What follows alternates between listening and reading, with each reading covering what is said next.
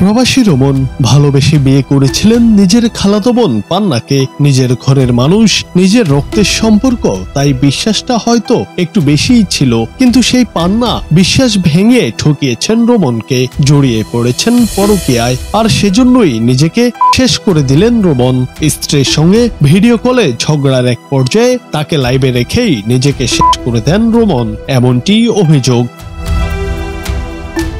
বাংলাদেশ সময় শনিবার দুপুর 12টায় মর্মান্তিক এই ঘটনা ঘটেছে ওমানের সালালহ এলাকায়। নিহত রোমন কুমিল্লার 14 গ্রাম উপজেলার শোলপাশা ইউনিয়নের ঈশানচন্দ্র গ্রামের বাসিন্দা। বিষয়টি নিশ্চিত করেছেন তার ভাইরা ও একই ফ্যাক্টরির সহকর্মী ওবায়দুল হক।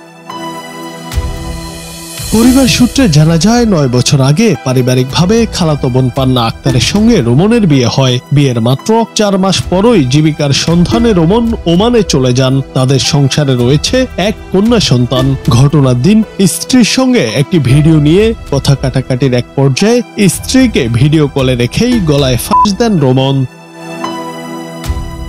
নিহতের ভাই আব্দুল মোমিন জানান, বিয়ের পর ভাই শ্বশুর বাড়িতে থাকতে শুরু করেন। ভাই প্রবাসে থাকার সুযোগে ভাবির আচরণ নিয়ে আমরা বহুবার শঙ্কিত হই, কিন্তু স্থানীয়ভাবে প্রভাবশালী মহলের কারণে কোনো প্রতিবাদ করতে পারিনি।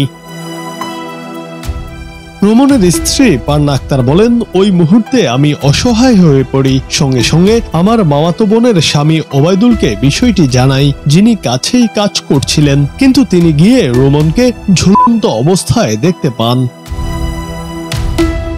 নিহতের মা বলেন, আমি নিজেই বোনের মেয়েকে শখ করে বউ করে ঘরে এনেছিলাম। বিয়ের পর থেকে তারা আলাদা থাকে, আমার খোঁজ খবর রাখতো না। পরে শুনি আমার পুত্রবধূ পরকীয়ায় জড়িয়েছে।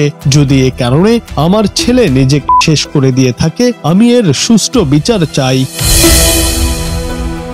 14 গ্রাম থানার ওসি হিলাল উদ্দিন বলেন, প্রবাসীর হত্যার ঘটনাটি মোবাইল ফোনে শুনেছি, তবে এই বিষয়ে এখন পর্যন্ত থানায় কেউ কোনো লিখিত অভিযোগ করেনি। অভিযোগ পেলে প্রয়োজনীয় আইনগত ব্যবস্থা নেওয়া হবে। প্রবাসে পরিবার থেকে দূরে থাকা রোমনের এমন মৃত্যু আরো একবার তুলে ধরল প্রবাস জীবনের চাপ, সম্পর্কের জটিলতা এবং অনাকাঙ্ক্ষিত পরিণতির ভয়াবহ বাস্তবতা। জুনায়েদ আহমেদ, বাংলা টিভি।